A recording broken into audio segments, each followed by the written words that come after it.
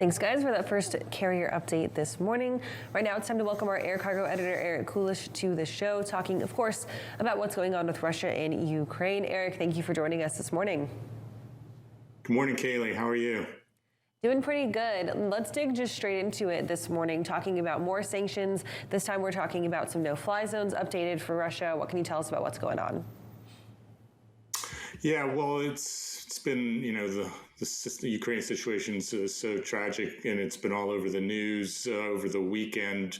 I'm sure a lot of people heard that the European Union and, many other countries threw up sanctions on the Russian aviation industry. And then President Biden, in his State of the Union speech on Tuesday, also put a ban on Russian aircraft flying in U.S. airspace. So now basically Russian aircraft are banned from, large portions of the West from flying.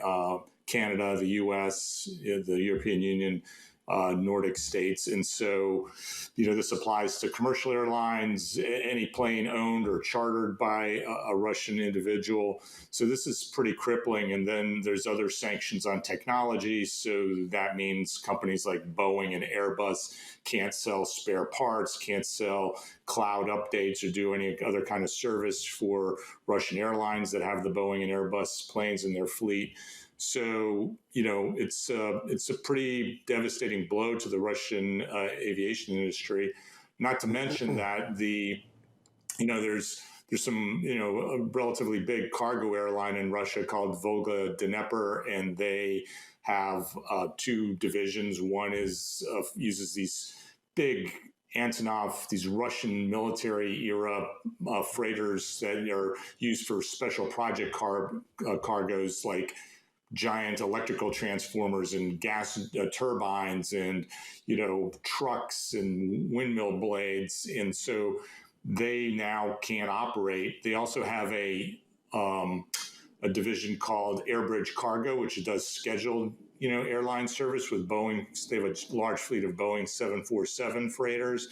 And so they also will be out of action. So they can only operate now kind of China, Middle East, certain parts of the world that aren't, that big of a market between Russia and there. So that's a loss of capacity for, a lot of customers that were using them.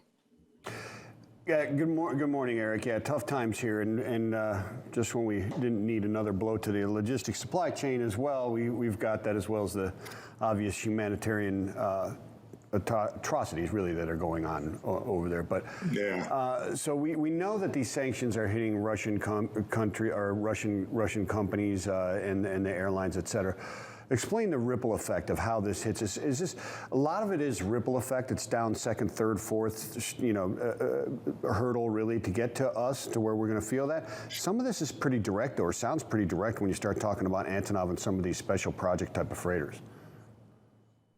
Yeah, I mean, they are special project type of freighters just because they have, they can carry really heavy loads. They have, the wider, fuselages, so they, can carry kind of out of gauge type of equipment and, and mining equipment and so forth.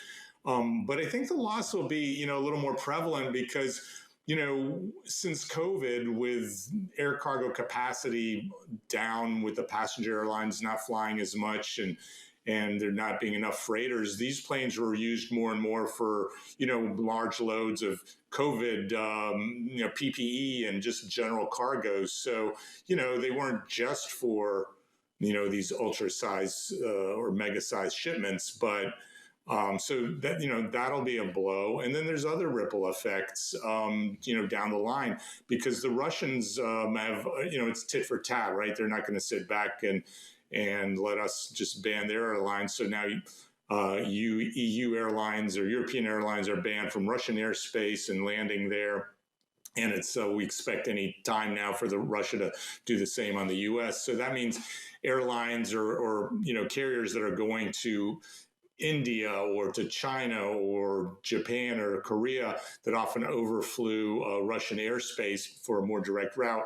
Now we'll have to add some time and use a little more fuel to detour around Russia.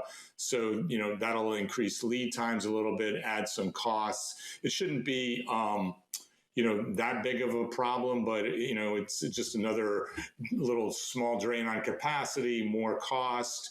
It could benefit some of the Middle East carriers that, through that southern route that hub in Dubai and Abu Dhabi.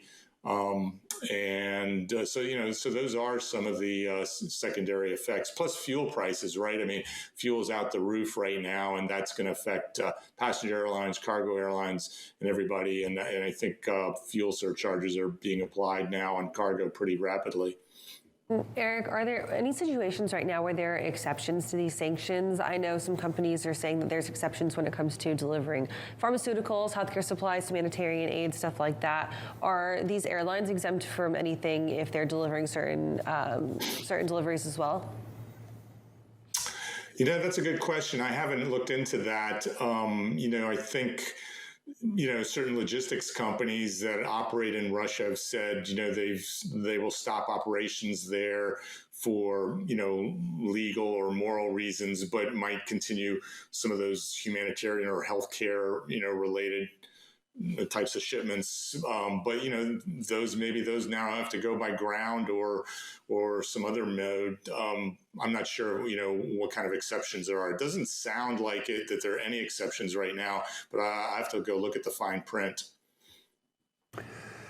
Yeah, Eric, it's a tough situation that is going on there. But let's switch gears a little bit. Let's talk about Kuehne + Nagel, and they've got some record profits now, ocean and air, right? Yeah, Kuehne + Nagel, based out of Switzerland, they're one of the top, 2 or 3 3PLs in the world. They're the number one air freight and ocean freight forwarder in the world. They acquired a company called Apex International in Hong Kong last year. That vaulted them to the top of the, air freight forwarding numbers as far as, tonnage or volume.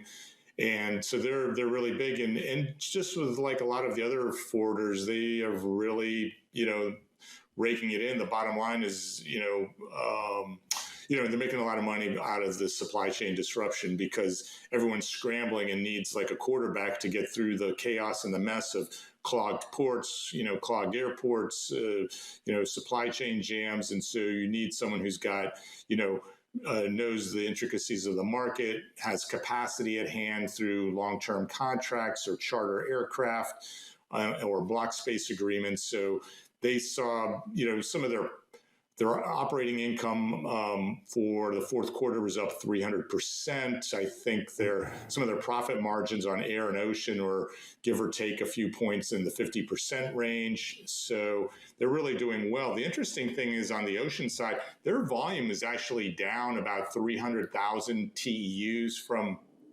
I don't know if it was from last year or 2019, so slightly down. But because rates are up so much, they're making a lot more money, and they made an intentional decision to move away from some low margin freight, like especially the forestry products like wood pulp, paper, recycled paper, and so forth. They want to handle less of that and more that has more has greater margins where they have to provide more value added service. So they're making more money, but with less volume on the ocean side. And Eric, before we let you go today, are you working on anything specific coming up for the next week, or just keeping your eye on more on what's going on with Russia, Ukraine? Lots of things. I'm going to try and look at Lufthansa came out with their earnings today, and also looking at, the Ukraine situation from the leasing side. There's a lot of leasing companies that have planes with Russian customers. How do they pull those back? There's a lot of that's going to be very tricky from a legal and operational standpoint. So those are some of the things I'm looking at, plus a couple U.S. secondary airports that are ramping up or developing their air cargo facilities even more to handle more cargo freight. Lots of interesting stuff, interesting times, lots of intricacies going on with those shutdowns and sanctions and et cetera. So anyways, thank you so much, Eric. You have a wonderful day and a wonderful weekend, and we'll catch up with you next week, my friend. Thank you. All right. Take care of you guys.